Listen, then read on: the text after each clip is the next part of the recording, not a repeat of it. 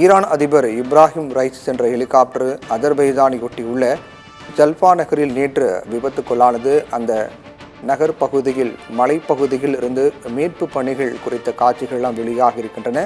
Helicopter விபத்தில் பலியாக இருக்கக்கூடிய ஈரான் அதிபர் உள்ளிட்ட அதிகாரிகளை மீட்கக்கூடிய பணி, உடல்களை மீட்கும் பணி என்பது நடைபெற்று வருகிறது.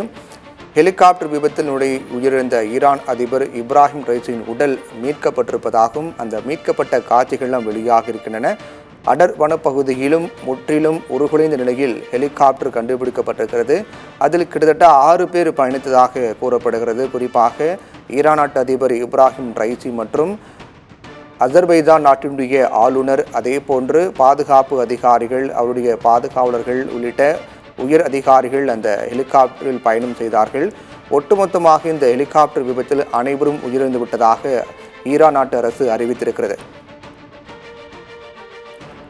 ஈரான் நாட்டு அதிபர் உயிரிழந்த நிகழ்வு தொடர்பாக நாட்டு அரசு அதிகாரப்பூர்வமாக அறிவிப்பு வெளியிட்டிருக்கிறார்கள். நிலையில் அந்த ஹெலிகாப்டர் விபத்துக்குள்ளான பகுதி என்பது அதிக வனம் அடர்ந்த பகுதி என்பதால் மீட்பு பணிகள் மிக தொய்வாக நடைபெற்றது. மீட்பு பணிகள் முடியாத நிலை ஏற்பட்டது.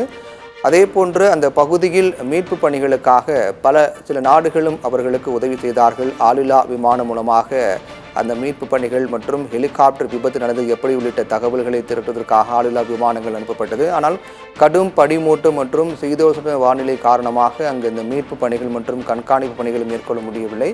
இதன் காரணமாக கிட்டத்தட்ட 12 மணி நேரத்திற்கு பிறகுதான் ஈரான் நாட்டு அதிபர் இப்ராஹிம் ரைசி உயிரிழந்தார் என்ற தகவல் அதிகாரப்பூர்வமாக அறிவிக்கப்பட்டது. அதுவரையிலும் ஹெலிகாப்டரில் பயணித்தவர்களுடைய நிலைமை என்ன, அவர்கள் எங்கே இருக்கிறார்கள், எப்படி இருக்கிறார்கள் உள்ளிட்ட எந்த தகவலும் வெளியாகவில்லை. ஹெலிகாப்டர் விபத்து அடைந்திருக்கிறது என்ற தகவல் மட்டும்தான் வெளியானது. உடனடியாக அந்த மீட்பு பணிகள் மேற்கொள்ள முடியாத அளவுக்கு அந்த வனப்பகுதி என்பது அடர்ந்த வனப்பகுதி, மலைகள் மற்றும் அடர்ந்த மரங்கள் நிறைந்த பகுதி என்பதாலும் பனிமூட்டம் அதிகம் இருந்த காரணத்தாலும் உடனடியாக அந்த பகுதிக்கு செல்ல முடியவில்லை. இருந்தாலும் ஆளில்லா விமானம் மூலமாக கண்காணிக்கப்பட்டது.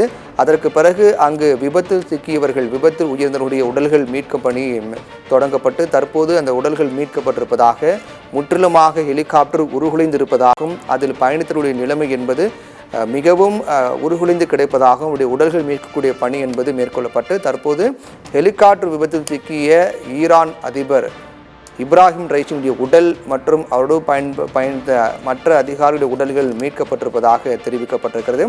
அங்கு அந்த பகுதியைச் சேர்ந்த உள்ளூர் மக்கள், அதே போன்று ஆளில்லா விமானம், ஹெலிகாப்டர் மூலமாக அந்த மீட்பு பணிகள் மேற்கொள்ளப்பட்ட நிலையில் ஈரான் நாட்டு அதிபருடைய உடல் மீட்கப்பட்டிருக்கிறது.